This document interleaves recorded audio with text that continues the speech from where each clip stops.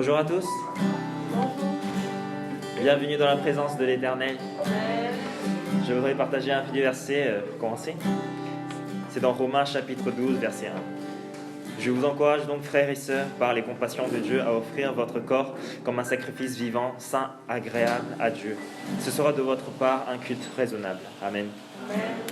Ce matin, nous sommes ici parce que Dieu nous appelle à être saints, pour nous rappeler également que nous sommes le peuple choisi de Dieu et qu'il nous a complètement délivrés de l'esclavage du péché.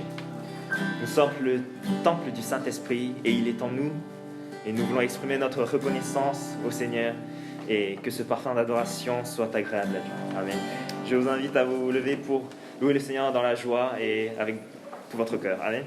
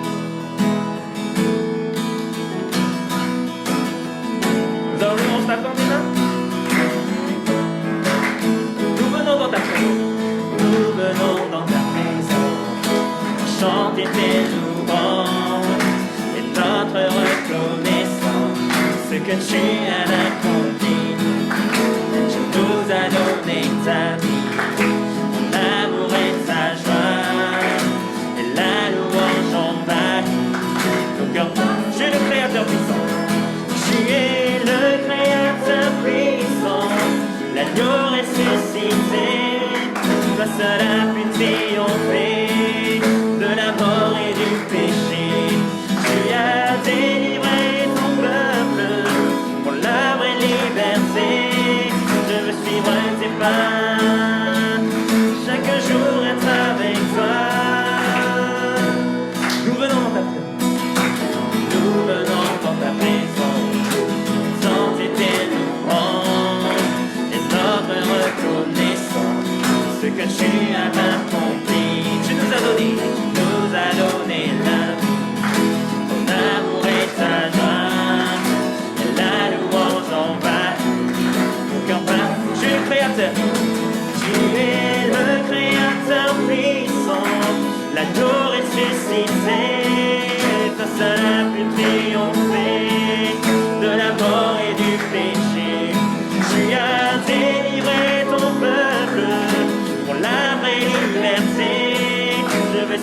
tes pas.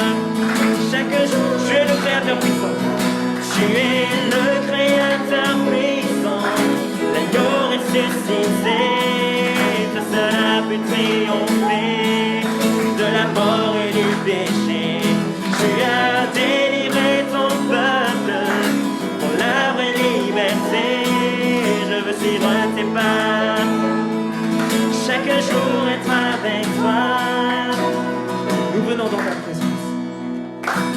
Nous venons dans ta présence, chanter tes louanges et notre reconnaissance de ce que tu as accompli.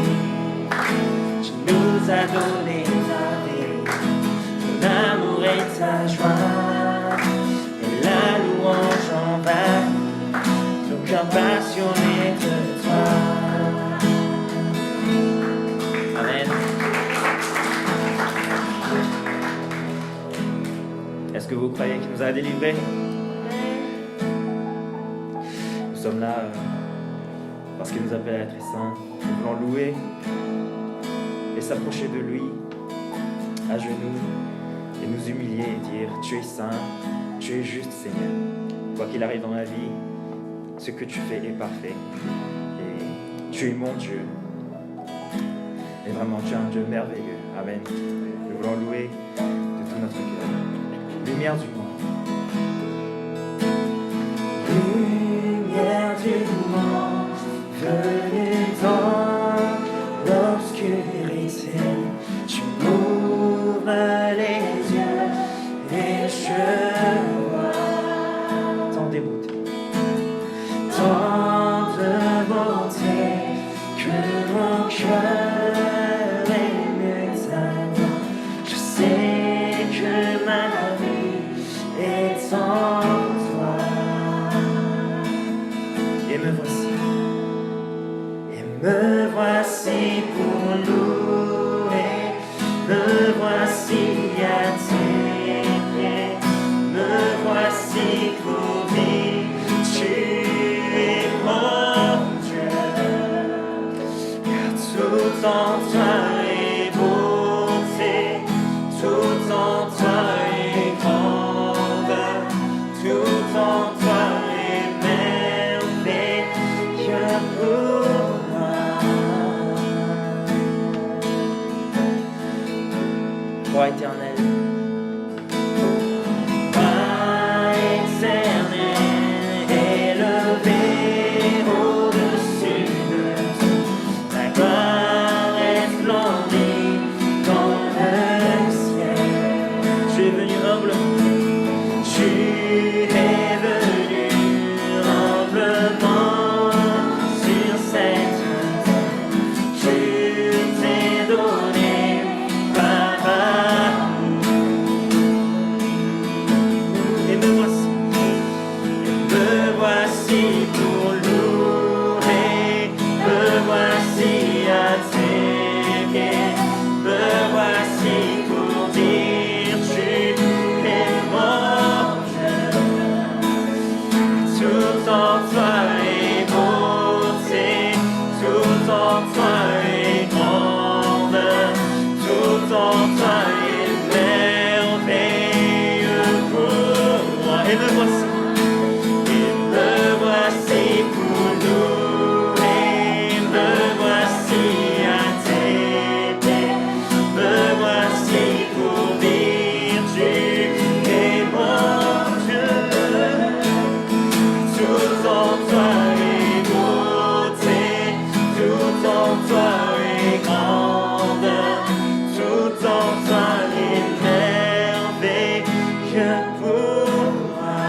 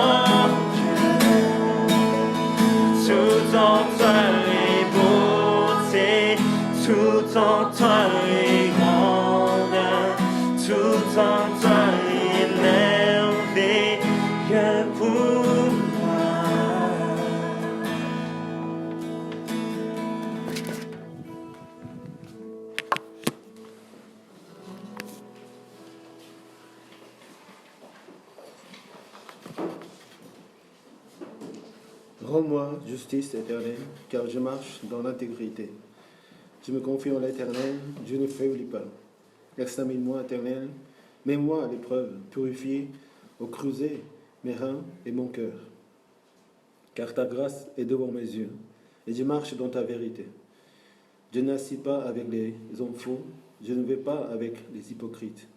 Je déteste l'assemblée de ceux qui font le mal, je ne m'assieds pas avec les méchants. Je lave mes mains en signe d'innocence, et je fais le tour de ton autel éternel pour exprimer ma reconnaissance et raconter toutes tes merveilles. Éternel, j'aime la maison où tu résides, le lieu où ta gloire habite. N'entraîne pas mon âme dans la ruine des pécheurs, ni ma vie dans celle des hommes sanguinaires. Leurs mains sont souillées de crimes, leur main droite est pleine de pots de vin. Mais moi, je marche dans l'intégrité. Délivre-moi et aie pitié de moi. Mon pied tient ferme dans la droiture. Je bénirai l'Éternel dans les assemblées. Amen. Merci Seigneur. Merci encore pour nos vies. Seigneur, ton Église, les frères et sœurs. Merci Seigneur aussi pour nous donner ce privilège de venir dans ta maison, là où tu résides Seigneur, là où tu habites, tu demeures parmi nous Seigneur. Seigneur, tu nous as purifiés par le sang de Christ sur la croix.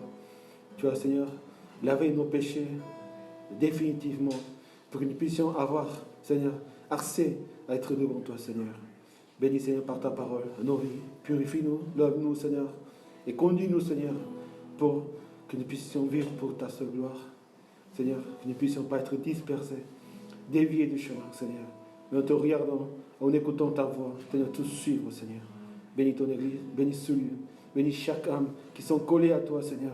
Et aide-nous, Seigneur, à enraciner encore et encore notre vie en toi, Seigneur. Notre vie, Seigneur, dans ton corps, dans ton sein, Seigneur. Aussi, Seigneur, reçois la louange et le sacrifice de notre cœur, que nous sommes venus, Seigneur, pour t'adorer. Reçois la gloire de notre vie. Tu es le centre, tu es, Seigneur, le tout, Seigneur. Tu es notre vie, Seigneur. Tu es le Dieu de l'univers et notre roi, Seigneur. Reçois la louange à travers notre cœur. J'ai prié au nom de Jésus-Christ. Amen.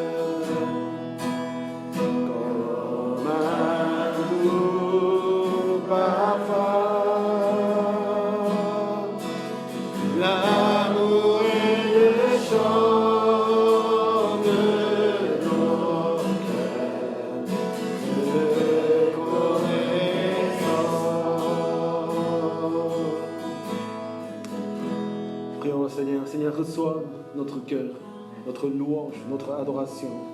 Seigneur, nous sommes ici dans ton temple, dans ton tabernacle, Seigneur. Et nous sommes le temple, et nous sommes, Seigneur, ton Église. Que tous nos louanges, notre cœur et cet autel de parfum, Seigneur, puisse, Seigneur, se lever vers toi, Seigneur, et te glorifier à travers le parfum de nos cœurs et nos louanges. Prions ensemble. Alléluia, Seigneur. Bénis ta parole, Seigneur. Bénis, Seigneur. Que, Seigneur, reçois la gloire de notre adoration, Seigneur. Oui, Seigneur. Nous sommes vraiment pour toi, Seigneur. Alléluia. Nous voulons vivre pour ta seule. Alléluia. Bénis ton Église. Bénis, Seigneur, ton peuple. Seigneur, bénis mes frères et sœurs, Seigneur. À mon Dieu, Seigneur. Nous te souvenir, Seigneur, qui nous sommes, Seigneur.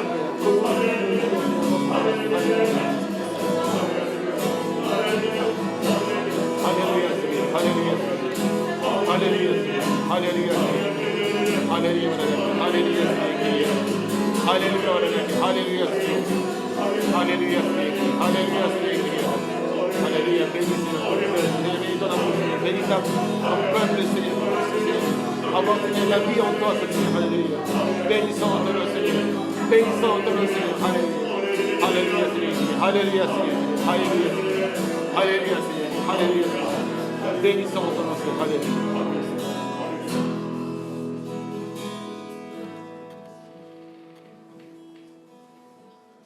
À travers la mort et la résurrection de Seigneur Jésus-Christ sur la croix, et au moment où il est mort sur la croix, la voile de tabernacle, du temple était déchirée. Et à travers sa résurrection, nous sommes tous devenus des sacrificateurs, des adorateurs, être réconciliés avec le Père, et être des adorateurs et louer le Seigneur en tant que temple, le saint temple de Dieu. Soyez saints car je suis saint. Amen. Ça nous a purifiés, nous a rendus saints. À travers l'évangile de Jésus-Christ, à travers sa grâce et le don de la foi que le Seigneur nous a donné, nous sommes aujourd'hui devant notre Seigneur. Ce privilège et cette bénédiction de pouvoir louer le Seigneur.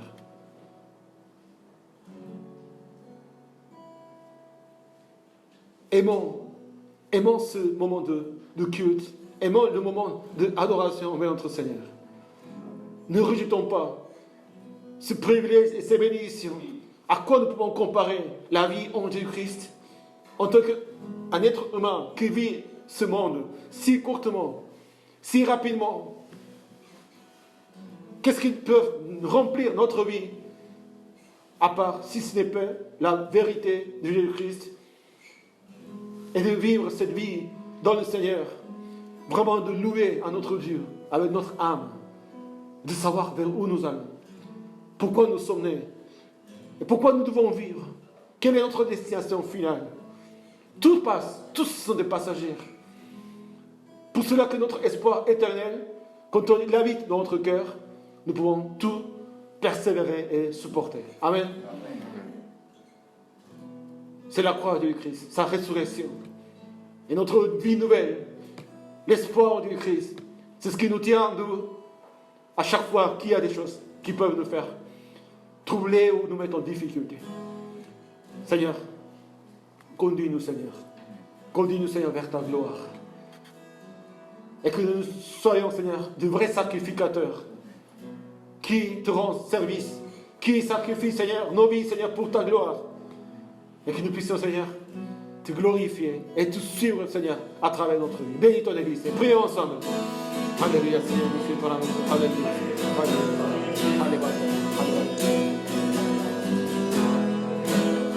Alléluia. Nous sommes pour te louer, Seigneur. Nous sommes le sacerdoce royal, Seigneur. Oui, Seigneur. Nous l'avons, Seigneur, en nous, Seigneur. Oui, Seigneur, nous ne sommes pas, Seigneur. Mais il y a encore de péché. Nous ne sommes pas du ce monde. Nous sommes à toi, Seigneur. Bénis ton peuple, bénis ta grâce, bénis ton amour.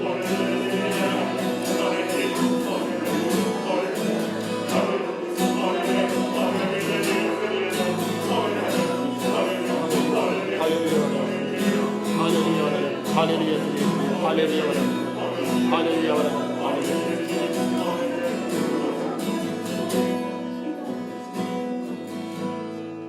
Avant d'écouter la parole du Seigneur, nous voulons prier pour les frères et sœurs, pour l'Église du Seigneur, là où le Seigneur nous a appelés, Ce n'est pas au hasard. Et c'est là où, Seigneur, vous que nous vivions et nous mettions notre cœur, notre vie pour son Église. Son Église, c'est son Église. Là où le Seigneur demeure. Là où les frères et sœurs viennent. Là où les fruits continuent à grandir, à naître. C'est là où nous devons vraiment mettre notre vie, notre cœur. Et de demander à Dieu de faire venir les uns vers le Seigneur. Ce n'est pas une personne qui fait changer. Ce n'est pas le pasteur, les responsables, les chrétiens. Ce qui fait changer notre vie, ce qui nous bénit, c'est le Seigneur. Amen. Amen. Là où vous trois, vous êtes rassemblés, je serai là avec vous. C'est un mystère, mais c'est comme ça que ça marche. Tu restes dans la maison du Seigneur, tu es collé au cèpe et ta vie commence à changer. Seigneur commence à t'éclairer. Nous sommes là les uns les autres pour nous soutenir, pour nous encourager, pour montrer que ça c'est vrai. À travers ta vie, à travers tes fruits, à travers tes changements, à travers ton caractère, à travers ce que tu es. C'est ça ce que tu vaux. C'est pas ce que tu as. C'est pas ce que tu es capable de faire. Seigneur ne demande pas aller dans le monde, faire quelque chose par notre force. Il y en a plein comme ça. Mais ta vie en elle-même, c'est dans son Église. Amen. Dans le corps de Christ. Nous sommes les membres de Christ. Seigneur, bénis nos frères et sœurs. Bénis, Seigneur, cette Église. Bénis, Seigneur, cette Église, pour que nous puissions, Seigneur, là, te glorifier, porter les fruits, faire venir, Seigneur, les oiseaux qui réalisent ces fruits, accueillir les âmes, et soigner les troupeaux du Seigneur, les brebis, Seigneur. Seigneur, nous te remettons toutes ces choses entre tes mains. Bénis nos frères, bénis ton Église. Prions ensemble.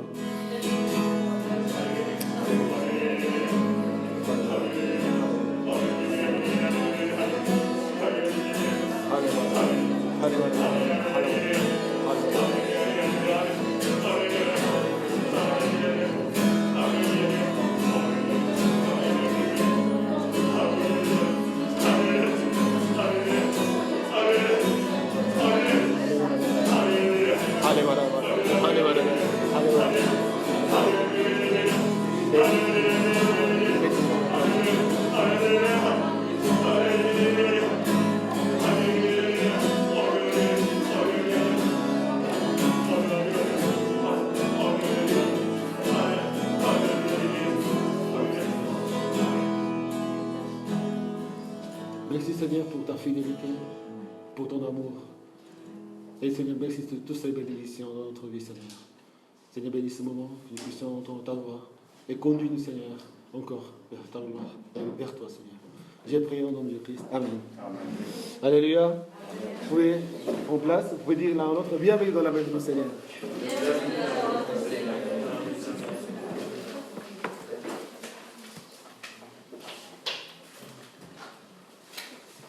Allez-y encore. Ici, c'est chez nous, c'est ici. Ici, c'est chez nous.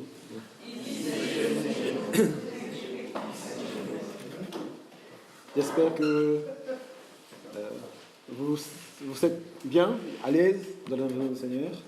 Ici, c'est chez nous, c'est chez notre Père.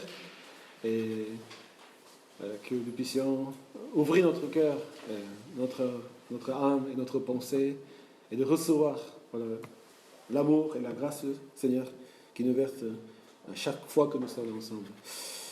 Et nous voulons partager la parole du Seigneur. Nous continuons ce mois-ci avec les sujets de thèmes de projets. Voilà, nous voulons encore méditer sur les projets que nous avons partagés aussi la semaine dernière. Peut-être avant de lire la parole de Dieu, je voudrais montrer l'image de cep et de sarment. Même si vous les connaissez en avance. Comme la semaine dernière, nous avons parlé que nous sommes les sarments et le cep, c'est notre Seigneur Jésus-Christ. Et en même temps, le cep aujourd'hui, c'est l'Église dessus, le corps de Christ, où nous sommes collés et nous sommes soutenus et nous sommes les uns les autres, formant vraiment cet arbre, cette vigne que le Seigneur nous enseigne. Voilà, la vraie photo est un peu la photo un dessin en fait qui explique un peu comment le cep. Je ne sais pas si vous avez déjà cette image du cep. Pour moi, c'est un peu la découverte aussi. Parce que le cep, c'est le tronc principal qui tient en fait les autres branches. Et les branches, ils viennent un peu verticalement, mais finalement, ils se posent sur le cep et sur la branche du cep. Et c'est ça en fait l'image de la vie en Jésus-Christ. C'est ça en fait l'image en même temps de temple de Christ. C'est ça l'image de son Église. Nous sommes collés au cep. Mais nous ne sommes pas collés horizontalement. Nous sommes tenus en fait debout. Nous sommes soutenus par le cep. En regardant ça, ça fait... Après le cep, il devient... C'est ce qu'on voit, on voit vraiment, c'est le cep. C'est le Christ qu'on voit. Ce n'est pas les petites branches qu'on voit, c'est les fruits qu'on voit, mais c'est le Christ qu'on voit d'abord. C'est ça l'identité de l'Église du Seigneur. C'est le Christ. Ce n'est pas nous. Ce n'est pas la personne. Ce n'est pas moi, le chrétien, qui vit dans la maison du Seigneur. C'est le Christ qui est le sujet de la gloire. Amen. C'est ce que nous devons chercher. Et regardons, bizarrement, les branches sont tenues, ils se posent sur le cep, c'est-à-dire le Seigneur nous porte. L'Église nous porte. De cette vie si lourde parfois, si difficile parfois, de combien de fragiles, c'est les serments, ils sont tout fins. Ils sont sans défense, ils sont fragiles. Nous sommes fragiles, nous sommes faibles. Mais puisque le Seigneur nous soutient, nous tient, nous porte, c'est lui qui porte nos fardeaux, c'est lui qui porte nos charges. En plus, en nous portant, nous fait porter des fruits en nous. Et nous nous réjouissons en lui. Simplement, la vie chrétienne, c'est ça. C'est vivre dans le Seigneur et se réjouir. Et s'épanouir. Porter des fruits. Il n'y a pas de difficulté. C'est si facile et si simple que ça. Posons notre vie sur le Seigneur. Amen. Une chose est nécessaire, de venir vers lui. Et quand on vient vers lui, à sa façon, en obéissant à la parole de Dieu. Non comme je. Non, je veux être en bas. Non, je veux être à côté. Non, je veux être moi le tronc. On ne pourra pas porter des fruits. Notre vie ne sera pas comme ce que le Seigneur a dessiné, a planifié pour nous donner. Tous les hommes et des femmes de foi dans la Bible et dans l'histoire du christianisme, dans les églises, nous voyons tellement des chrétiens qui sont, on veut dire, des modèles chrétiens. Des gens comme apôtre Paul, les disciples, qui sont brillants, exceptionnels dans la vie, dans la société. Il y en a. Comment ils vivent? Qu'est-ce qui fait vraiment leur vie si spéciale? Rien du tout. Ils font rien. C'est le Seigneur qui fait tout. Amen. Essayons pas de devenir le cep, porter des fruits nous-mêmes. Posons notre vie sous Jésus-Christ. Et résidons dans sa demeure. Et l'Église, Seigneur, c'est ça. Quand on est là, Seigneur demeure en nous. Et quand on se pose vraiment notre vie dans le Seigneur, dans son Église, dans ce projet que le Seigneur nous a donné dans la vie, tout va bien. Même si on souffre, même s'il y a des difficultés, même si, puisque nous sommes faibles, même l'apôtre Paul, il a souffert, il a été fouetté, il a été frappé, il a été jeté, il a été trahi, mais dans son cœur, il garde toujours ce confort, cette sécurité, cette paix. C'est paisible, hein. Il n'y a pas d'autre chose. On voit les fruits. C'est ça ce qu'on voit vraiment. En fait, le sarment qui est notre personne, il se cache. Ce qu'on voit, c'est les fruits.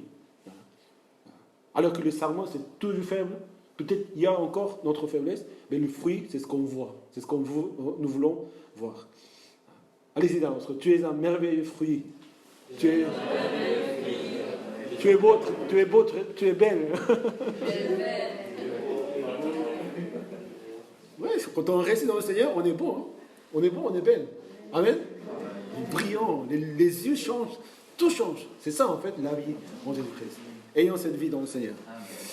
Aujourd'hui, je voulais partager avec une autre image, c'est le corps et les membres que l'apôtre Paul parle aux Corinthiens, aux Romains, aux Éphésiens. Donc ces 3 chapitres qui parlent essentiellement du corps et du membre de Christ, et comme en décrivant l'Église. Mais aujourd'hui, j'ai choisi Éphésiens chapitre 4. Vous pouvez bien sûr lire 1 Corinthiens chapitre 12, et Colossiens chapitre 1, Colossiens chapitre 2 aussi, et aussi Romains chapitre 12. Mais nous voulons voir Éphésiens chapitre 4, de verset 11 au verset 16. Je vais lire la parole. C'est lui qui a donné les uns comme apôtres, les autres comme prophètes, les autres comme évangélistes, et les autres comme bergers et enseignants. Il a fait pour former les saints aux tâches de service de vue de l'édification du corps de Christ, jusqu'à ce que nous parvenions tous à l'unité de la foi et de la connaissance du Fils de Dieu, à la maturité de l'adulte, à la mesure de la stature parfaite de Christ. Ainsi, nous ne serons plus des petits enfants, ballottés et emportés par tout vent de doctrine, par la ruse des hommes et leur habileté dans les manœuvres d'égarement, mais en disant la vérité dans l'amour, nous grandirons à tout point de vue vers celui qui est la tête, Christ. C'est de lui que le corps tout entier, bien coordonné et solidement uni grâce aux articulations dont il est muni, tire sa croissance en fonction de l'activité qui convient à chacune de ses parties et s'édifie lui-même dans l'amour. Amen. Pour continuer à réfléchir sur le projet de l'Église vivante, unie véritablement dans la vérité. Vous pouvez bien sûr constater Éphésiens chapitre 4, 1 Corinthiens chapitre 12, Romains chapitre 12, tout ça, ça parle de quoi? Pourquoi le Seigneur a choisi, l'apôtre Paul a choisi l'image de corps, de membres et de corps de Christ. Finalement, le corps, c'est une unité. Le corps, c'est pour donner l'image de l'unité, pour nous faire comprendre que l'essentiel, vraiment, de notre vie et de la vie de l'Église, et pour la vie chrétienne, c'est l'unité. Allez-y dans notre. Nous sommes un dans le Seigneur. Nous sommes un dans le Seigneur.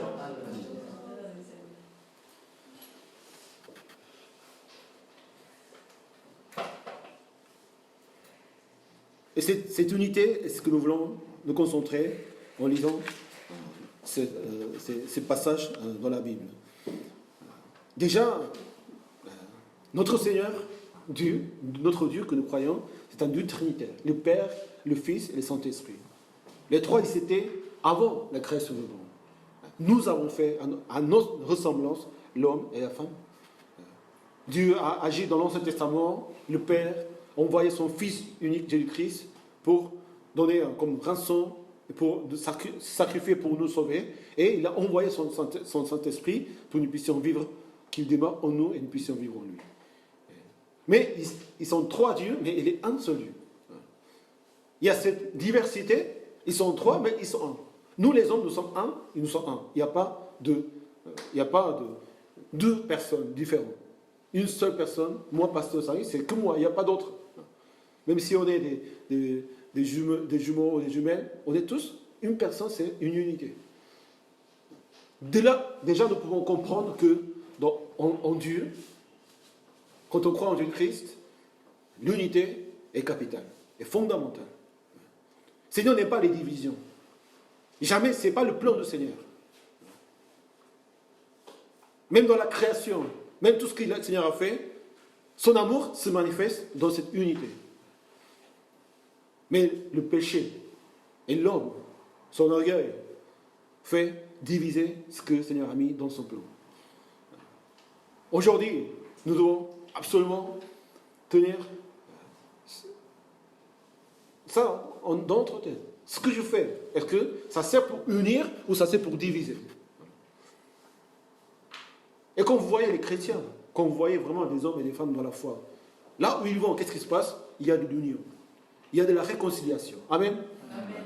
Ça, c'est notre ministère. La réconciliation, c'est quoi? C'est de unir les gens vers le Christ.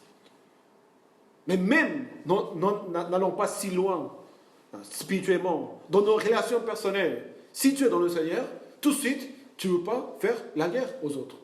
Tu ne veux pas faire la division. Tu ne veux pas disputer avec les autres. Ça, c'est le fruit de l'esprit. La paix, l'amour, la patience, la maîtrise de soi, la douceur. En quoi ça amène tous ces fruits? En quoi ça amène toutes ces qualités? À l'union. Amen. Amen. Et dans l'Église, puisque nous sommes tous des fruits de l'Esprit, nous sommes tous des réconciliateurs maintenant, nous sommes les ambassadeurs de Christ, nous avons une vie nouvelle, c'est de réconcilier les autres au Christ, nous réconcilier les uns les autres. Dans l'Église, il n'y a que l'unité en Jésus-Christ. C'est ça la force de l'Église, l'union en Jésus-Christ. Les gens qui sont unis au Christ, ils commencent à former le cep. Ils deviennent un seul corps. Et c'est avec ce corps, c'est avec cet arbre, les oiseaux viennent, ils voient le fruit, ils viennent, ils cherchent le Seigneur parce qu'il se passe quelque chose. S'il n'y a pas cette unité, nous ne pouvons rien faire. Nous ne pouvons pas aller plus loin. Notre identité, c'est l'union en Christ, l'union dans son Église, et on vit notre vie. Vous allez voir, les oiseaux viennent vous voir. Les gens viennent vous chercher. Amen. Amen. L'union, c'est ce que le Seigneur a vraiment dans toute sa parole. Et nous devons vraiment garder ce cœur d'être unis dans le Seigneur. Ça, c'est au sujet du projet de l'Église. Aujourd'hui, nous voulons parler encore du projet de cette Église. D'abord, un projet. Sans projet, en fait, il n'y a pas de vie.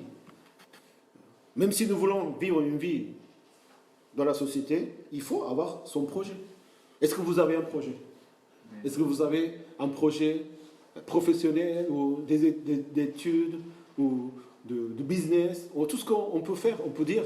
Ce sont des projets, ce sont des buts, ce sont des objectifs qu'on met dans sa vie. Mais quel est vraiment le projet que nous devons porter? Et souvent, quand on fait des projets, on fait des plans de projets. Parce qu'il faut se poser, il faut s'asseoir, il faut penser, qu'est-ce que je vais faire dans ma vie? À quoi je me projette?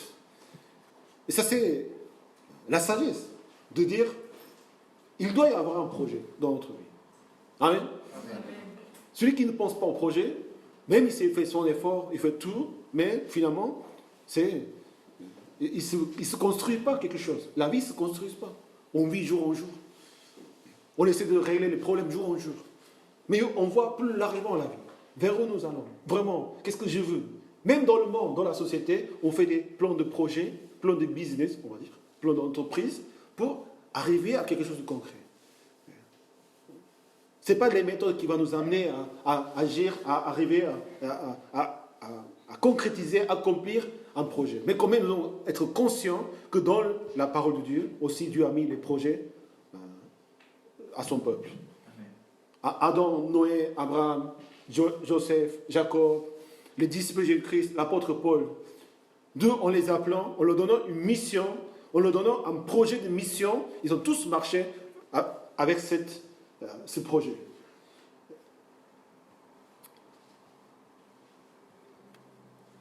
Jérémie chapitre 29, verset 11. Je connais les projets que j'ai conçus en votre faveur. Ce sont des projets de paix et non de malheur, afin de vous assurer un avenir plein d'assurance. Amen. Amen. Déjà, le projet de Dieu, il est dans notre vie. Que nous soyons les enfants de Dieu, nous soyons ses adorateurs et nous ayons vraiment notre vie éternellement dans le Seigneur. Amen. Amen. Ça, c'est un projet que Dieu, de base, voilà. C'est un don que le Seigneur nous donne parce que nous sommes en Jésus-Christ. Ni la mort nous sépare de ce projet. Le projet éternel est déjà en place. Donc, nous sommes en sécurité. Notre avenir est plein d'assurance. Pourquoi on est malheureux dans la vie? Parce qu'on n'a pas ce projet. Vous savez ce projet de la vie éternelle. Amen. Amen. De habiter dans la maison du Seigneur éternellement. Dès maintenant. Donc, nous pouvons nous réjouir. Nous pouvons être pleins d'espoir. Nous savons ce qui va nous arriver dans l'avenir comme ce projet que le Seigneur nous a donné. Sans projet, il n'y a pas d'avenir. Mais non seulement après la mort, non seulement ce projet éternel, Dieu nous donne un projet pour qu'on puisse vivre notre vie sur la terre, dans nos ministères, et d'arriver vraiment à glorifier le Seigneur dans des œuvres où le Seigneur nous met dans le cœur. C'est ça en fait qui donne la force à l'Église. C'est la force des de nous, les croyants, les chrétiens, les enfants de Dieu, les disciples de Jésus-Christ. Souvent, on a la foi en Jésus-Christ. On croit en lui. On est lavé de nos péchés. Mais à un moment donné, on est affaibli. On est fatigué. Voilà. On ne sait pas vers où on va. Même en étant en Jésus-Christ. Pourquoi? Parce que dans cette foi, le Seigneur a une vision pour chacun de nous, a un projet. Mais puisqu'on n'a pas cherché, on n'a pas été conscient, qu'on n'a pas pu nous rendre compte vraiment le grand projet que le Seigneur nous a déjà mis, même avant la fondation, même en nous appelant, en nous sauvant. En Ésaïe 40, 29, il donne la force à celui qui est fatigué. Il multiplie les ressources de celui qui est à bout. Les adolescents se fatiguent et s'épuisent. Les jeunes gens se mettent à trébucher. Mais ceux qui comptent sur l'Éternel renouvellent leur force. Ils prennent leur envol comme les aigles. Ils courent sans s'épuiser. Ils marchent sans se fatiguer. Amen. Amen. C'est ce qui est arrivé aussi au prophète, voilà, Élie, ou le peuple d'Israël dans le désert. Ils avaient un projet. Ils marchaient pendant 40 ans. Et sans que les chaussures soient gâtées. Élie aussi, il marche. Mais il marche, il ne se fatigue pas. Parce qu'il y a un projet. Je vais vers ça. Le projet, ça nous donne de la force. C'est comme l'image de l'aigle. Le projet, c'est les ailes pour les chrétiens. On ne se fatigue pas. Parce que tu as un projet. Est-ce que vous êtes fatigué aujourd'hui? C'est oui ou non? Pourquoi on est fatigué? Il faut se demander ça. Pourquoi on est fatigué? Parce qu'on travaille. Et c'est un signe quand même de dire, je me consacre à ça. Mais il y a bien sûr la fatigue quand on sert le Seigneur. Mais on ne laisse pas. On est fatigué, mais on est renouvelé. D'où ça, c'est vraiment surnaturel. L'homme doit se reposer, doit bien manger. Mais même si on mange, on dort, on est fatigué. Mais dans le Seigneur, quand tu as un projet du Seigneur, un projet précis, vraiment que tu as reçu du Seigneur. Et c'est ça ce qui fait vraiment la différence, vraiment des enfants de Dieu, des disciples de Jésus-Christ, les gens qui sont collés au cep, qui portent les fruits, ou les gens qui ne portent pas des fruits. C'est fatigant, mais quand tu vois les fruits déjà de ta vie, tu te réjouis. Amen. Amen. On te voit le résultat de ce que le Seigneur fait dans ta vie. Le Seigneur commence à agir dans ta vie. Et vraiment, tu ne fais pas grand-chose, mais le Seigneur fait des choses dans ta vie. C'est ça ce qui doit se passer dans notre vie. Et ça nous renouvelle nos forces. Seigneur, il a fait encore. Seigneur, il a agi encore. Seigneur m'a nourri encore. Seigneur m'a envoyé encore. Seigneur a prévu encore. Seigneur a fait tout pour moi encore. Et c'est ça, la fatigue, ça s'oublie. C'est ce qu'on appelle burn-out. C'est quoi un burn-out en français? Le burn-out. Est-ce que vous avez connu le burn-out? Burn-out, c'est quoi? Mais c'est l'épuisement total, on va dire, c'est ça. Mais burn, ça veut dire brûler, non? Brûler. Brûler jusqu'à sortir. Je sais pas. Brûler jusqu'à fin. Brûler, tout totalement brûlé. Sa vie est brûlée, il ne reste rien. Pourquoi ça arrive, les burn-out? Pourquoi? Est-ce qu'on peut voir dans la Bible, l'apôtre Paul, il a été burn-out dans sa prison? Il a marché, il a été frappé, il n'a pas mangé, il a rattrapé la maladie. Mais il n'y a jamais un burn-out chez les chrétiens. Amen. Pourquoi? Parce que le projet du Seigneur brûle votre cœur. Vous êtes le feu même du Seigneur. On ne peut pas brûler le feu. Essayez de brûler le feu. Ça devient plus grand. Ça devient plus puissant. Ça devient plus fort. Et quand on est dans le Seigneur, quand on travaille pour le Seigneur, quand on a le projet précis, quand on a reçu le projet, on brûle sans cesse. On devient un feu immense, une flamme, un flambeau dans les ténèbres. Et les gens viennent voir, c'est quoi ça? Pourquoi ils ont cette énergie? Pourquoi ils ont cette force? Alors qu'il est pauvre, alors qu'il est malade, alors qu'il est malheureux, humainement, mais il a une flamme qui flamme. Mais ce n'est pas important. C'est un effet que le Seigneur cherche en nous. C'est ce que le Seigneur nous invite à faire. Soyez les flambeaux dans les ténèbres. Mais avant d'être le flambeau pour les autres, c'est d'abord pour toi-même, pour te bénir, pour te sentir. C'est ça de vivre en Jésus-Christ. Amen. Amen. Il faut croire à la parole de Dieu. Il faut vivre dans le Seigneur comme il faut. Voilà. Et tout ça, ça arrive. Pas parce que nous sommes meilleurs que les autres. Parce qu'il faut faire quelque chose. En obéissant à la parole de Dieu. On se rendant compte vraiment le projet que Dieu a pour nous. Et de se soumettre à ce projet, se soumettre à sa volonté. Tout le reste se passe. Tout le reste, c'est le Seigneur qui fait. Une vie posée sur le cèpe. Si facile, si confortable. La vie est courte. Pourquoi s'épuiser? Allez dire que... Allez dire, je ne sais pas si ça a du sens, mais que soit un burn-out. Il faut le burn-out. Il faut, voilà. On se sacrifie pour le Seigneur, mais encore la flamme, encore le don, encore la puissance. Vous comprenez ce que je veux dire?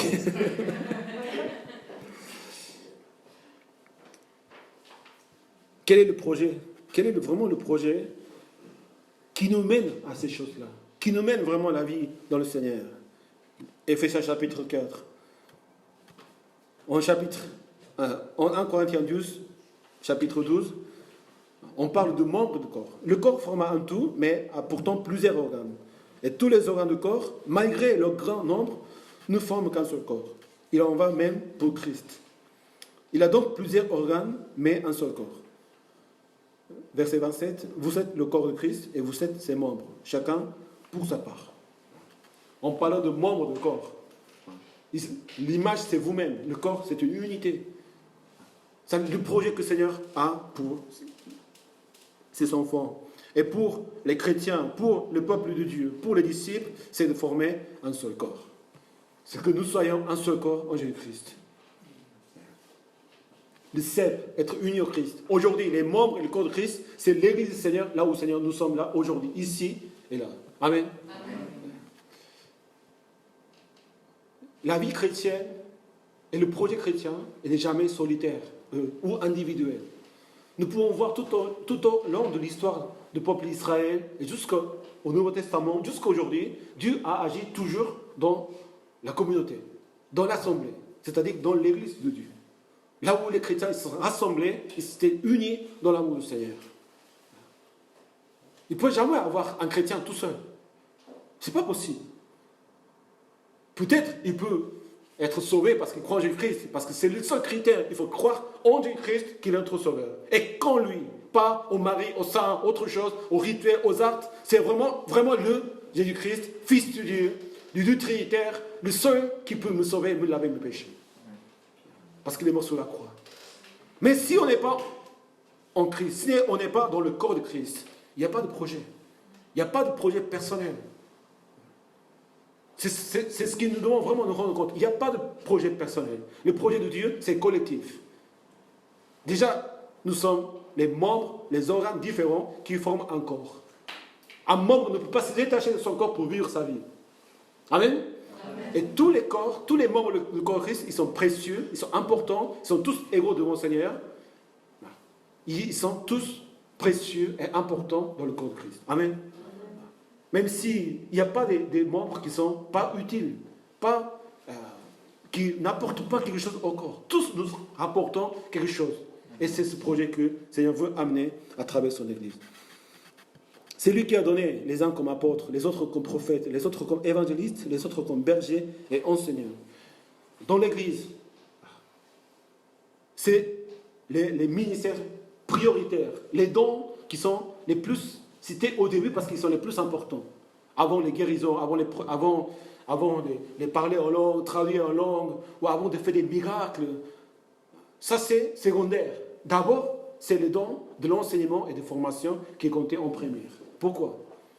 Parce que pour arriver à ce projet de former le corps de Christ, il faut être formé. Il faut des enseignants. Il faut des apôtres, des prophètes. Aujourd'hui, des pasteurs, des responsables, des chrétiens qui sont des modèles de troupeau qui doivent être là pour enseigner. Sinon, le projet ne se réalise pas.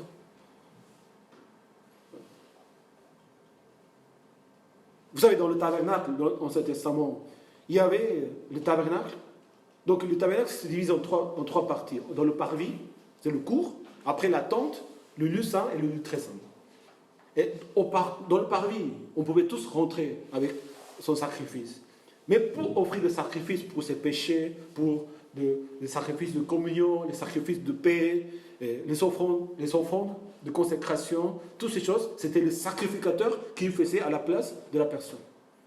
Donc la place du sacrificateur, il ne pouvait pas rentrer dans le lieu saint. Et encore plus, le lieu très saint, c'était le souverain sacrificateur seul qui pouvait rentrer.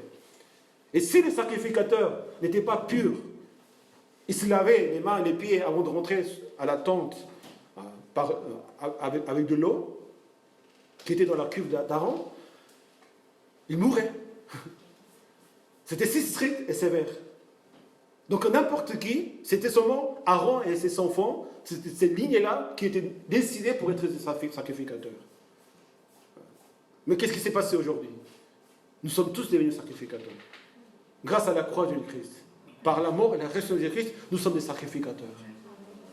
Mais pourtant, ça ne veut pas dire « je suis sacrificateur, je suis le temple de Dieu ». C'est la parole de Dieu. Vous êtes le temple saint de Dieu. Je suis le temple de Dieu. Donc, j'ai mon projet, j'ai ma vie personnelle, ne touchez pas. Bon, ça va, je me débrouille tout seul, ça va aller. Sans frère, sans zèle, sans soumission, sans me consacrer, sans être présent. Mais le tabernacle, les sacrificateurs, même s'ils ne s'existent pas, spirituellement, nous devons apprendre toutes ces notions spirituelles. Qu'est-ce qu'ils faisaient les sacrificateurs? Ils sacrifiaient l'Holocauste pour le peuple, pour le pardon des péchés, l'expiation du péché. Mais aujourd'hui, ce rôle n'existe plus. Parce que le péché a été pardonné une fois pour toutes par Jésus-Christ sous la croix. Amen. Il est le souverain sacrificateur. Il est le sacrifice parfait.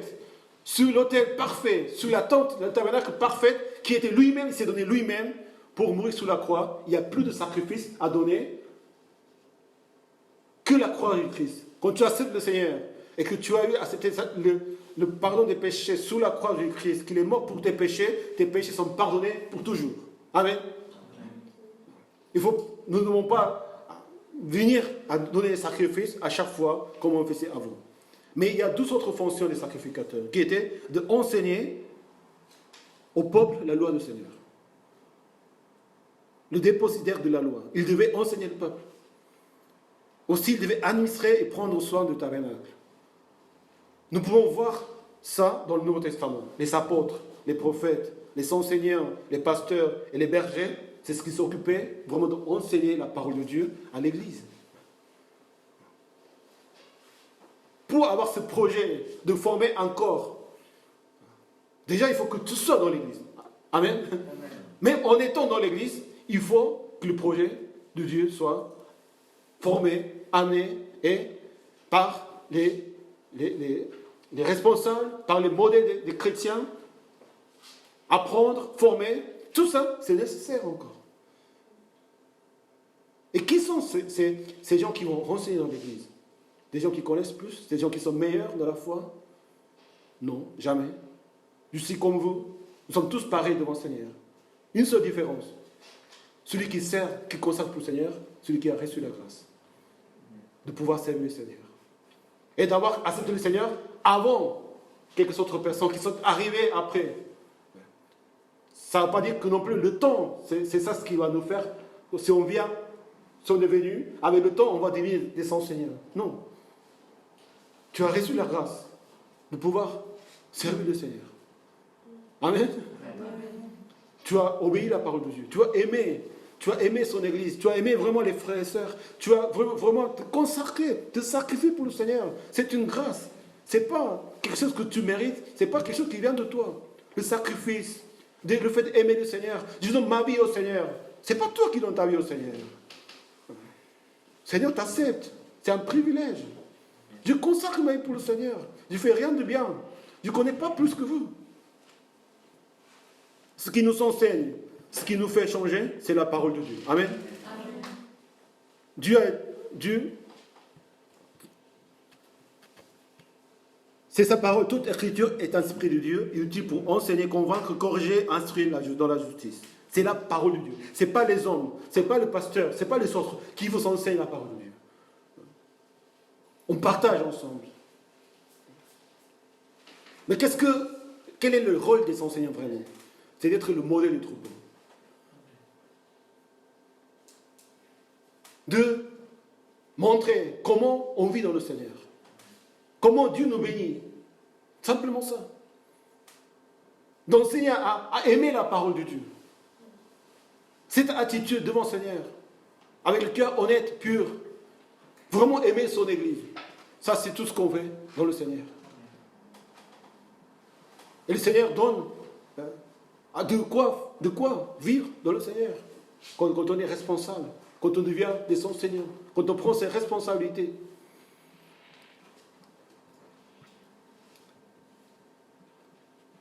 Le Seigneur nous appelle à être des bergers. Amen. Amen. Des enseignants. L'Église a besoin de ces enseignants.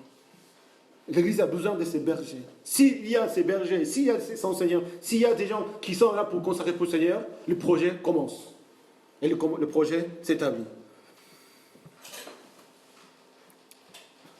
Et souvent, on parle de 1 Pierre 5, des anciens, où Pierre parle aux anciens, en disant, non, soyez les bergers du troupeau de Dieu, non en dominant sur ce qui vous sont confiés, mais en étant modèle du troupeau. Le modèle, c'est ce qui est mis en avant. C'est quoi le modèle? Le modèle, c'est d'être un exemple. Et pour être un exemple, un modèle, ce qui compte d'abord, c'est qu'il soit là, qu'il soit visible. La présence. La présence, c'est ce qui compte. Amen. Amen. S'il n'y a pas de modèle, vous êtes les modèles. Allez, tu es le modèle. Le modèle, c'est celui qui défile, celui qui ça va montrer, celui qui est un exemple visuel et en image. Ouais. Si on n'est pas là, on ne peut pas être des modèles. Et on fait tout pour être là parce que déjà, être modèle, c'est être présent. Et quand vous êtes présent à l'église, dans chaque réunion, chaque culte, c'est ça ce qui parle. Combien de choses que vous avez fait pour être là présent? Il faut lutter des fois. Il faut s'arranger. C'est la priorité. Je donne ma vie pour être présent.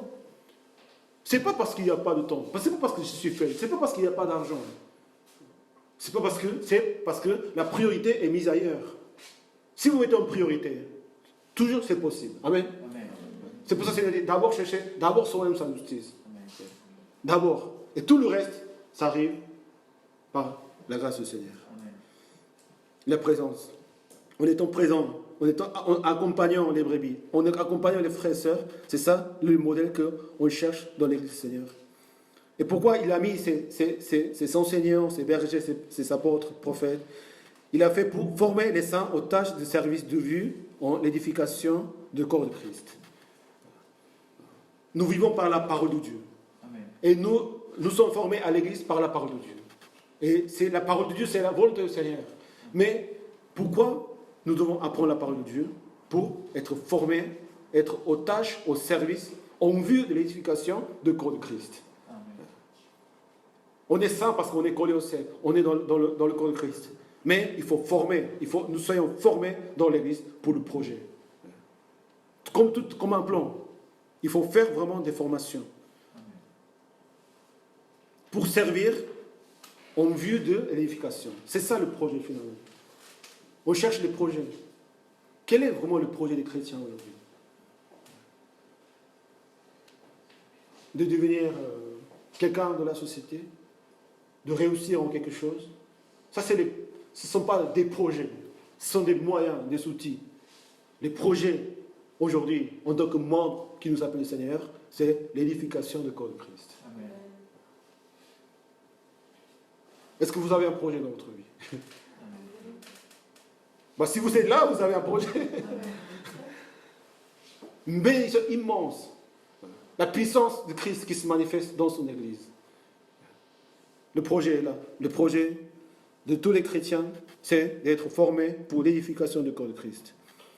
Jusqu'à ce que nous parvenions tous à l'unité de la foi, de la connaissance du Fils de Dieu, à la maturité de l'adulte, à la mesure de la stature parfaite de Christ. C'est là où nous pouvons avoir la maturité spirituelle. C'est là où nous grandissons.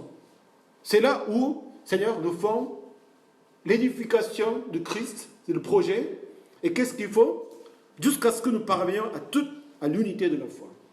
C'est là où je veux mettre l'accent, c'est l'unité de la foi. Pourquoi c'est important, l'Église, comme projet? Parce que c'est là où nous pouvons trouver l'unité vraiment. Dans l'Église, chaque Église a son propre projet. Et notre Église aussi a un projet.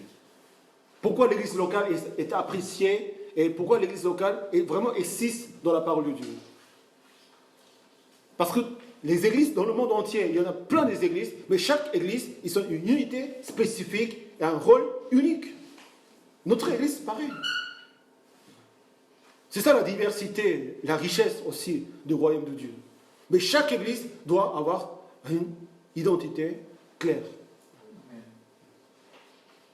Déjà, nous sommes différents les uns des autres. Mais à travers la parole de Dieu, nous cherchons l'unité. Et cette unité, ça prend du temps. Il faut se sacrifier, il faut se laisser, il faut se renoncer à soi-même. Il faut la travailler jour et nuit. Il faut habiter ensemble, il faut vivre ensemble. Voir quelqu'un dans la rue, c'est facile, c'est pas très difficile de côtoyer quelqu'un pour une première fois et une seule fois. Mais quand on commence à se connaître, quand on commence à vraiment savoir qui est la personne, il y a beaucoup de choses qui se travaillent. La persévérance, c'est ça ce qui fait naître le fruit, n'est-ce pas? La persévérance. C'est là où on persévère ensemble pour avoir l'unité de la foi. La foi, c'est quoi? C'est la connaissance du Fils de Dieu. Qui est Jésus-Christ? La connaissance, l'unité de la foi.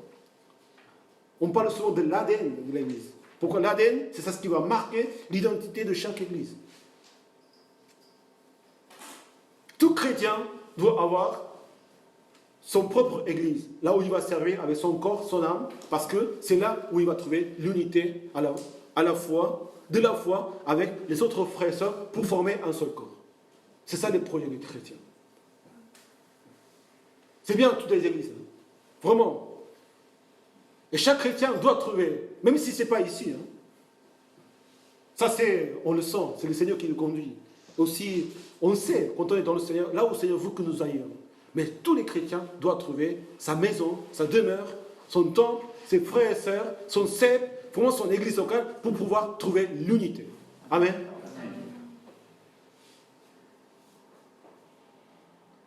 Et j'avoue vraiment, les églises magnifiques, ils sont tous magnifiques, mais notre église, c'est la meilleure. Et c'est la meilleure pour vous aussi? Si ce n'est pas la meilleure, il ne faut pas rester. Hein. C'est vrai. Mais est-ce qu'on peut trouver parce qu'on cherche, on cherche? Je me suis laissé obéir par la parole de Dieu. Être fidèle jour en jour. Et vraiment de se rendre compte combien le projet de l'Église est important pour la vie d'un chrétien. L'unité de foi. La même façon de servir, même façon de penser les choses. Vous savez, quand vous allez manger chez quelqu'un, je sais si ça vous arrive, mais c'est pas parfaitement confortable. Parce que quand je suis chez moi, je connais où se trouvent les choses. J'ai ma place, je me sens bien là, je suis habitué, je mange bien, je suis bien confortable. Quand je vais chez quelqu'un d'autre, c'est la même nourriture, mais ce n'est pas à mon goût parfait. Je dois regarder, je dois me demander, est-ce que je dois enlever mes chaussures ou pas? Est-ce que je peux mettre ces vêtements? Tout ça, c'est différent. Ici, c'est chez nous. Amen. Amen. On fait ce qu'on veut dans le Seigneur. On se réjouit, on sert le Seigneur. On ne regarde pas. On dévoile. On vit dans la vérité, dans l'amour, comme dit la parole de Dieu.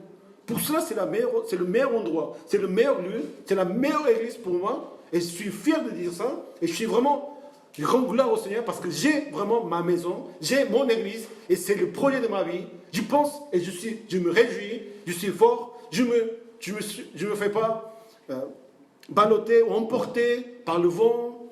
Je ne suis pas dans la confusion. Amen.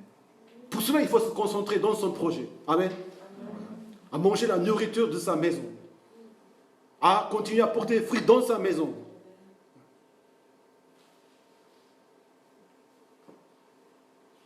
Et si on peut digérer ça, bien sûr, autre chose viendra, d'autres projets viendront. Mais d'abord, le projet principal, c'est que nous soyons les membres du corps de Christ. Véritablement.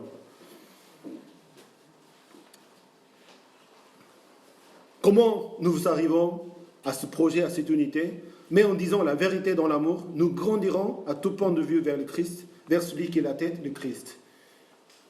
La vérité, c'est la vérité, la parole de Dieu, l'évangile du Christ. On vit dans la vérité, on parle de la vérité. Mais aussi, le deuxième sens de la vérité, c'est que nous devons être sincères, honnêtes les uns les autres. Dans la vérité, tel que nous sommes, Seigneur connaît notre cœur. Il ne faut pas cacher, il ne faut pas demander autre chose. S'il y a d'autres choses dans le cœur, c'est comme ça. Mais il faut vraiment vivre dans la vérité, en disant la vérité les uns les autres. Et dans l'amour de Christ. Pas l'amour humain ou tout ce qu'on veut. Voilà. L'amour de Christ. Vraiment l'amour qu'on sacrifie vraiment pour les autres, pour le bien spirituel, pour qu'ils puissent vraiment grandir dans le Seigneur. L'amour vraiment du Seigneur. Dans les versets suivants, en Éphésiens chapitre 4, il y a le fait de dire, l'apôtre Paul dit, c'est pourquoi vous débarrassons de mensonges, dites chacun la vérité de votre prochain, car nous sommes les membres les uns des autres. Si vous vous mettez en colère, ne péchez pas, que le soleil ne se couche pas sur votre colère, et ne laissez aucune place au diable. Quand on est dans le Seigneur, il y a cette vérité. On est vraiment véritablement, on s'aime véritablement, on aime le Seigneur véritablement, on aime vraiment le Seigneur véritablement. Il se passe des choses. Il y a l'amour, il y a tout ce qui nous conduit vraiment. Mais quand on n'est pas dans le Seigneur, qu'est-ce qui se passe? Il y a des mensonges. Quelqu'un qui ne dit pas la vérité, il n'est pas collé au ciel. Parce qu'il ment. L'esprit de mensonge. C'est ça l'esprit de serpent qui a menti à Adam et Ève pour qu'ils mangent, pour qu'ils désobéissent la parole de Dieu. Le problème, c'est ça, finalement. C'est pas parce qu'il n'y a pas de projet. Le projet, il est là. C'est l'Église, Seigneur. Il ne faut plus chercher les projets. Le projet, c'est là, c'est ça. Pour que nous puissions épanouir et glorifier le Seigneur. Tout en faisant, à travers ce projet, avoir des projets personnels, vraiment pour annoncer, être encore une personne, une lumière, un corps de Christ dans le monde. On doit avoir des projets. Mais c'est que les églises, on ne trouve pas l'unité. On ne trouve pas l'unité. C'est ce qui nous affaiblit. Nous sommes une église de combien? 30, 40 personnes. La plupart des églises en France, ce sont des églises de cette taille. Souvent, il y a des églises de moins de personnes. Il y a plus des églises qui sont plus nombreux, ou de plus de 200, 300, 500, alors qu'ailleurs dans le monde entier, il y a beaucoup d'églises qui sont très nombreuses. Pourquoi les églises, nous sommes faibles? Et si aujourd'hui, si notre église, nous voyons vraiment la santé, est-ce que nous avons vraiment une santé, bonne santé en tant qu'église?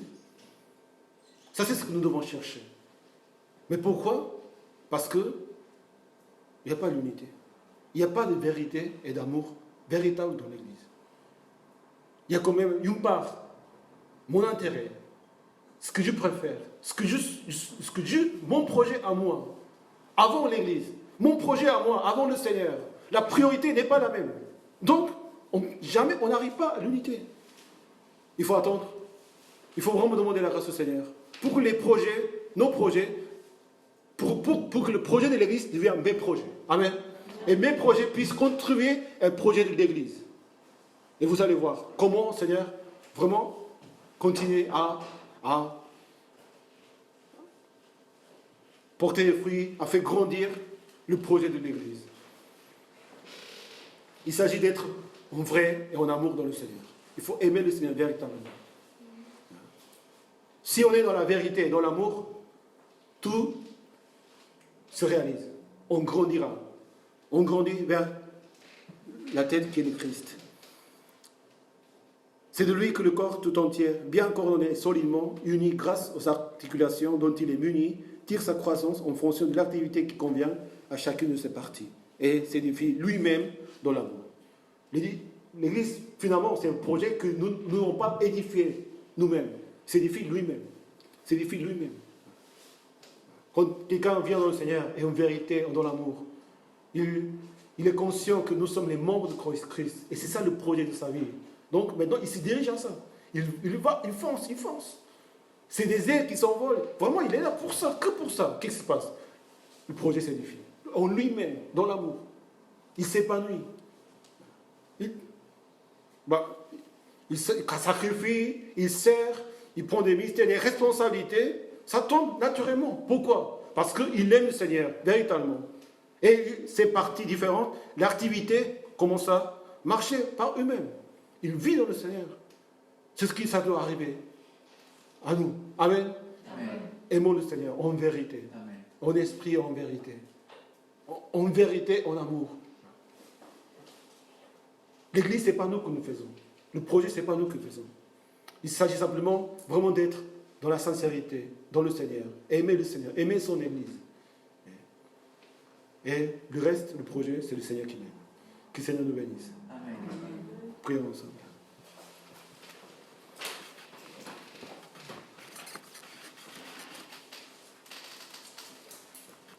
L'apôtre Paul dit plusieurs reprises, en Éphésiens, Romains et en Corinthiens 12, « Efforcez-vous de conserver l'unité de l'esprit par le lien de la paix. Vivez en plein accord les uns les autres. Chacune, la manifestation de l'esprit, les dons de l'esprit, est donnée pour le bien de tous. Pas pour le bien de moi, pas pour ma vie, pas pour quelque chose à moi. Il y a des diversités de dons, mais le même esprit. Il y a des diversités de services, mais le même Seigneur. Diversité des actes, mais le même Dieu qui accomplit tout en tous. Dieu, le Père, le Fils, l'Esprit. C'est une unité. Combien de dons il y avait dans l'église Corinthe? Combien de gens il y avait dans l'église Corinthe? C'était nombreux, il y avait des miracles partout. Mais l'apôtre Paul, il dit quoi? Cherchez l'unité. On ne doit pas chercher les dons. On ne doit pas chercher à être une personne, un fruit, ma vie, moi, dans le Seigneur, quelqu'un de remarquable, important. Ça, ce n'est pas le projet des chrétiens. Ça, c'est le projet de l'ennemi. Ça, c'est le projet mondain. Ça, c'est le projet humain. Oui, moi, le star. Oui, c'est moi. Oui, c'est moi qui ai fait. C'est moi qui dis. C'est moi qui se montre. Vous voyez bien le dessin de serment et de cep. Le serment ne se voit pas. On ne voit que le fruit de l'esprit. À travers notre vie, on voit le Christ. On voit le Saint-Esprit. Et nous-mêmes, nous devons nous effacer dans le corps de Christ. Quand on voit une personne, on ne voit pas sa main ou son corps. On voit le tout ensemble. C'est ça ce qui fait vraiment la personne. Une main tout seul, coupée de son corps. Imaginez-le. Comment ça fait? Ça donne peur. C'est pas beau de regarder une main séparée, un pied coupé. C'est quoi? Pourquoi nous voulons nous rendre nos vies tellement si moches et si terribles? Alors que quand nous sommes dans le corps, nous sommes beaux, belles et magnifiques, exceptionnels. En plus, le corps peut agir maintenant pour faire des projets. Mais d'abord, il faut que l'Église continue à s'édifier. Le projet en lui-même.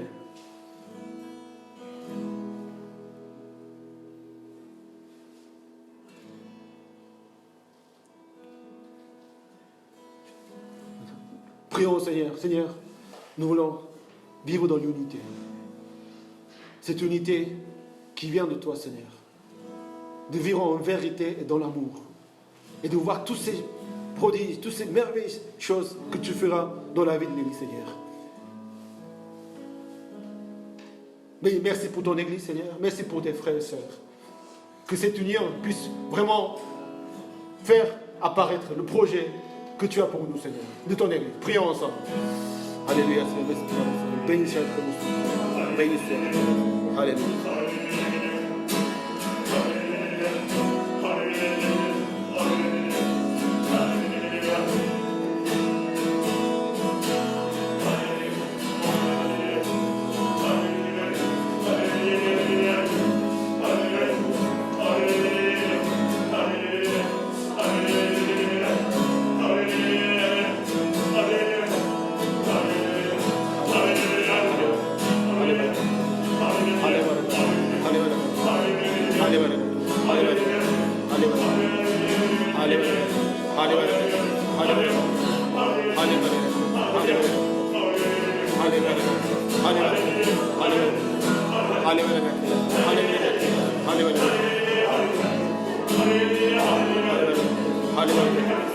Hallelujah. Alléluia. Alléluia. Béni soit.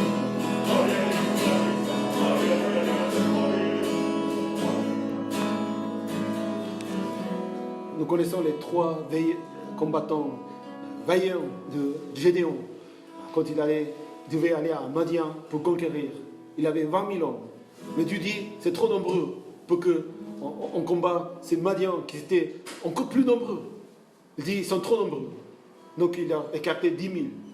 C'est-à-dire, ils sont encore trop nombreux. Donc combien il faut? Finalement, Dieu choisit 300 combattants. Pourquoi 300? Parce qu'ils avaient une autre attitude de boire l'eau. Ils se sont mis tous à genoux. Ils étaient vraiment des combattants. Et ça fait quoi? Les 300, ça parle quoi? Ce n'est pas le nombre qui fait la puissance de son Église. C'est l'unité qui fait la puissance. Amen. L'unité par la vérité et par l'amour. Vraiment, en vivant dans le Seigneur, véritablement, vraiment dans la vérité, il y a tout ce qu'il faut. Nous ne sommes pas une église petite. Nous ne sommes pas une église petite de taille. Je disais tout à l'heure, voilà, il n'y a pas de force. Mais dans notre taille, notre église, elle est suffisamment grande pour œuvrer pour la gloire du Seigneur. Amen. Pour vivre, pour des projets futurs, des projets immenses, des projets de disciples, projets des bâtiments, projets d'évangélisation, projets d'implantation des églises, projets de toutes sortes de projets que l'église peut avoir. Notre église est tout à fait capable de le faire. S'il y a l'unité. Si nous cherchons vraiment l'unité. Amen. Des gens qui cherchent vraiment la gloire du Seigneur. Et vraiment des gens qui cherchent à considérer vraiment leur projet, leur église, les frères et sœurs, les ministères. Avoir vraiment être dans l'unité avec des frères et sœurs. Concentrés à ce projet. Ne vous dispersez pas. Ne soyez pas dispersés. Ne soyez pas confondus. C'est-à-dire, soyez concentrés au projet de l'Église. Amen. Et vous formez. C'est vous qui êtes le projet de l'Église. Seigneur nous donnera tout ce qu'il faut. Soyons en vrai devant le Seigneur. Et de ne pas mentir dans la foi. Combien de fois nous mentons devant le Seigneur? Et faire semblant que nous faisons tout ce que le Seigneur nous demande de faire, nous exige pour être un sacrificateur, pour être un adorateur, pour être des disciples. Oui, j'ai renoncé tout. Vous voyez le gens riche. Oui, j'ai la vie éternelle, je connais la loi. Vends tout ce que tu as et suis-moi. Il ne peut pas. Il mentait. Tout ce qui nous fait gâcher la foi, tout ce qui nous fait gâcher notre relation dans le Seigneur, c'est parce que nous mentons. J'ai pas ça, j'ai pas ci, j'ai pas là. Non, je ne peux pas. Non. Pourquoi? Parce que le Seigneur est avec toi. Amen. Tu peux tout faire par ce qui te fortifie. Amen. Ne dis pas que tu ne peux pas faire. Ne dis pas que tu n'as pas ça, tu n'as pas ci. Non. Si tu aimes le Seigneur et tu suis le Seigneur, tu peux tout par celui qui te fortifie. Rien n'est impossible à lui. Seigneur, nous voulons vraiment cette unité pour te rendre gloire, Seigneur. Et que cette unité de l'Église, ce projet, vraiment, que puisse, Seigneur, s'accomplir. Et d'aller conquérir, Seigneur, la France, l'île, la francophonie, Seigneur. Tous ces projets que tu as mis dans notre cœur, ça va s'accomplir à travers cette Église, Seigneur. À travers nous, Seigneur. Nous sommes 300 face à des millions, Seigneur. Mais ils sont victorieux parce que tu es dans cette unité. Ton esprit, il est là, Seigneur. Seigneur, donne-nous la victoire. Donne-nous la victoire, Seigneur. Prions ensemble. Alléluia, Seigneur. Merci de toi.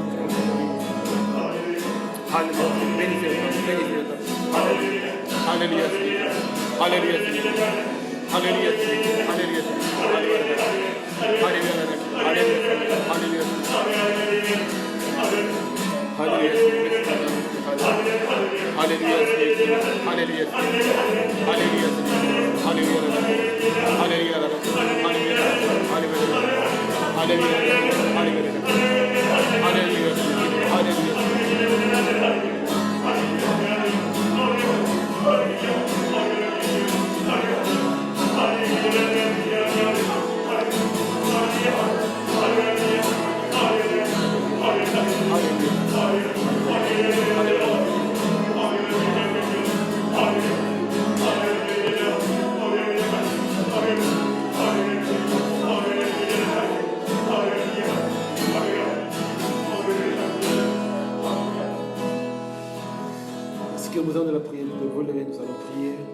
les autres, pour soutenir, pour intercéder. Que le Seigneur bénisse. Seigneur bénisse. Et vraiment, c'est ici la maison de bénédiction. C'est là où le Seigneur vous appelle. Vous continuerez à porter des fruits, à former le corps de Christ. Et vous serez bénis à travers. Voilà. Seigneur, bénis-nous. Bénis, Seigneur, que nous demeurions ici en toi. Vraiment en vérité dans l'amour. Prions ensemble.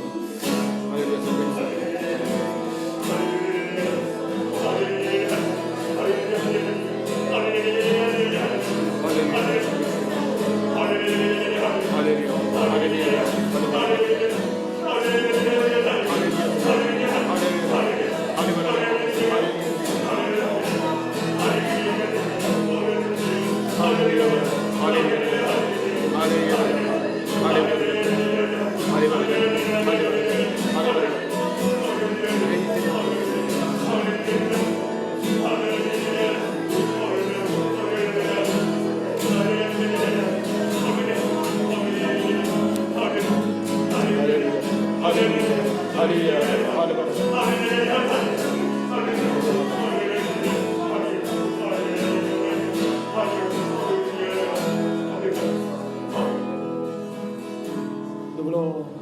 Vous pouvez vous asseoir, nous allons offrir l'offrande si vous avez préparé. Vous passez devant pour l'offrir au Seigneur. Louons le Seigneur ensemble.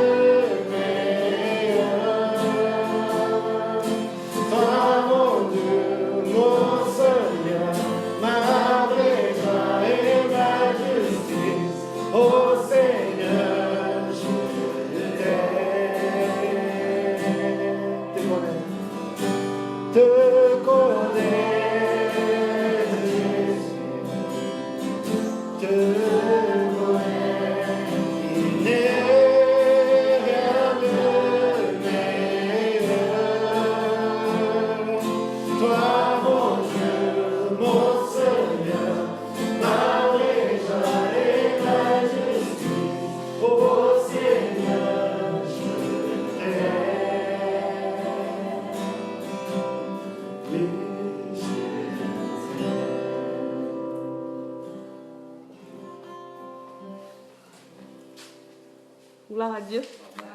Nous remercions le Seigneur pour la grâce qu'il nous donne de toujours recevoir sa parole, d'être nourris par sa parole. Amen. Et continuons de prier pour que vraiment le Seigneur nous donne la grâce, pour que notre Église vraiment puisse atteindre cette unité dans la foi et l'unité dans le Christ. Amen. Amen. Et donc pour les programmes d'aujourd'hui, de la semaine, c'est que voilà, nous continuons toujours avec nos 2 cultes. Et la réunion de prière tous les vendredis à partir de 19h sur Zoom. Et aussi, les jeunes continuent avec les 2 groupes de FACE, tous les lundis également à partir de 20h. Et concernant les programmes de mars, déjà, nous sommes à la moitié. Donc, le samedi prochain, nous allons avoir la réunion des femmes à partir de 10h, mais aussi la réunion pour la voix douce, c'est-à-dire l'équipe d'évangélisation, que nous allons commencer le samedi prochain. Et donc, tous les frères et sœurs qui souhaiteraient vraiment servir dans ce ministère-là, n'hésitez pas à vous rapprocher auprès du pasteur après le culte, voilà, pour avoir beaucoup plus d'informations. Et le dernier samedi, nous allons avoir l'étude biblique avec la thématique Dieu et l'homme. Et je pense que ça sera vraiment important. Et bien que tous les frères et sœurs soient présents, comme nous devons avancer ensemble, donc si nous ne sommes pas présents, que nous ne demeurons pas ensemble et que nous ne sommes pas nourris par la même parole, ça sera compliqué. Donc voilà, soyez présents, libérez du temps pour le Seigneur. Et aussi, le dimanche 28, nous allons avoir l'Assemblée générale, ici à l'église, à partir de 12h30. Donc, les convocations vous seront envoyées par mail. Et aussi, donc du coup, ceux qui vont participer au premier culte déjà vont participer à l'Assemblée générale via Zoom. Et ceux qui vont faire le deuxième culte vont rester. Dans tous les cas, ça concerne aussi les membres. Et les membres qui ne pourront pas être présents, vous allez trouver dans le mail également,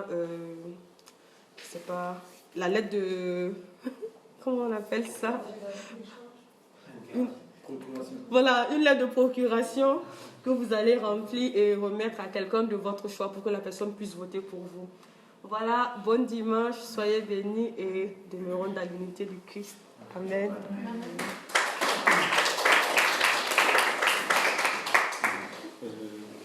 Pour les études bibliques, c'est le thème de Dieu et l'homme. C'est le sujet de base, essentiel, qu'on commence d'abord par ça. En fait. On a vu le baptême qui était nécessaire pour les frères et sœurs qui préparent le baptême. Mais on va commencer donc chaque séance, chaque mois, de voir les choses les plus fondamentales donc, de la doctrine évangélique, donc Dieu et l'homme. Après, il y a pas mal de choses, mais nous allons voir les choses rapidement. Un survol, ça sera un survol, le péché. Après, il y aura le Saint-Esprit, Jésus, l'Église, la prière. Donc, toutes ces questions, nous allons traiter dans chaque rencontre. Et je pense que c'est bénéfique pour tous. Déjà, même si on connaît, c'est un programme de l'Église. J'aimerais que tous nous puissions être là ensemble, pour partager.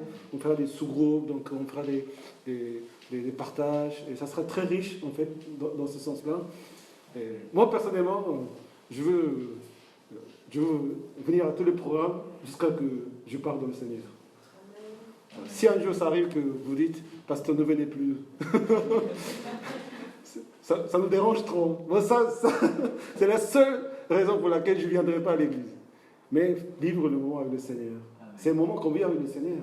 Comme la parole de Dieu nous enseigne, on est membre de son corps. On est là, on est béni. On est là, on est béni. Ouais. C'est pas moi qui... Je suis certain, je crois fortement, si je viens à l'église et avec les frères et sœurs, je serai béni. Amen. Amen. Il y a beaucoup de choses qu'il faut faire pour venir. Mais ça, c'est la bénédiction. Et on voit comment le Seigneur agira. C'est tout ce qu'il s'agit dans la vie de l'église. Si facile. Et si glorieux et si béni. Que le Seigneur puisse nous bénir à travers ces rencontres. La semaine prochaine, il y a l'équipe d'évangélisation. Nous prions pour pour nous préparer vraiment comme il faut, avec des lectures qu'on fait ensemble, et des exposés qu'on fait ensemble, et de vraiment construire ce projet de EBTN qui sera merveilleux. Déjà, c'est merveilleux, amen. Mais encore et encore, Seigneur veut bénir cette église. Que le Seigneur me bénisse. Nous allons nous lever pour chanter notre Seigneur. À toi la gloire.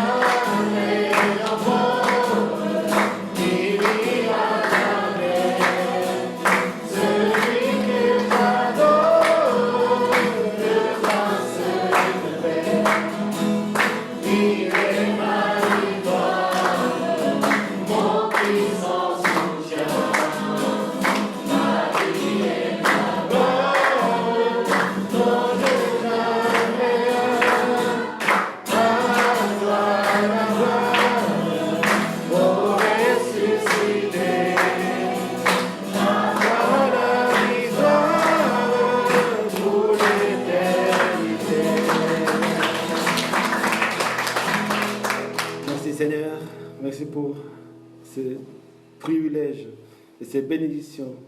Tu nous remplis jour en jour, Seigneur. Merci, Seigneur, pour le projet de ton Église, pour mes projets, Seigneur, pour nos projets qui est ton Église, Seigneur, que nous puissions, Seigneur, vivre en toi et que voir comment tu édifies, Seigneur, et tu établis et tu nous diriges, tu nous conduis, Seigneur, dans ce projet. Bénis, Seigneur, les chers frères et sœurs présents et que tout ce que nous avons, Seigneur, donné, Seigneur, comme dîme et offrande, ce soit pour ta gloire. Et Seigneur, remplis nos besoins. Et tu sais, tu connais, Seigneur, toutes nos situations. Mais malgré tout, Seigneur, tu puisses, Seigneur, te glorifier à travers notre vie, à travers notre cœur et notre sacrifice. Bénis ton Église, Seigneur, bénis tes projets. J'ai prié au nom de Christ. Amen. Amen. Applaudissons pour glorifier notre Seigneur.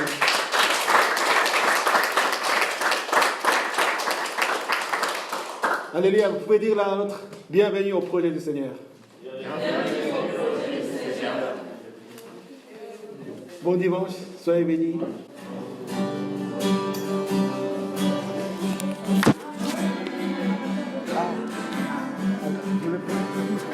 J'ai pas le temps.